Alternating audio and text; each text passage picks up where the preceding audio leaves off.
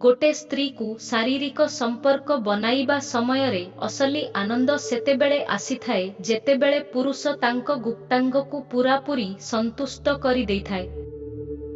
जदि आपण महिलांक जंघर पछवाला अंश को स्पर्श करती तेबे महिला बहुत जल्दी उत्तेजित होई जाइथांती।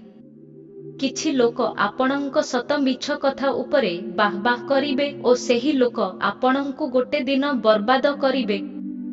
जीवन सेतिकी अटे जेतिकी आमे जीछु, नचेत एइटा करिबा सेइटा करिबा एहा ही स्वप्न होइथाए। जीवन रे बड़ जितिबाकू हासिल करिबाकू चाहुथिले तेबे छोट छोट हारिबाकू केबे भी डरंतु नाही। सेही लोक केबे भी कहार होई पारि नथांती जिए सांग ओ संपर्क को कपड़ा भली बदलाई थांती। 40 रु 50 वर्ष बयसरे गोटे पुरुषर गुप्तांग कौनसी महिलांक पाई अधिक शक्तिशाली होइथाए ओ एहा शारीरिक संपर्क बनाइबा समयरे जल्दी उत्तेजित होई जाइथाए। सेही देशर उन्नति केबे भी होई पारिबो नाही जेउठी दुईटी पुरुषंक लढ़ेईरे गाली माँ भौणींकु दिया जाइथाए।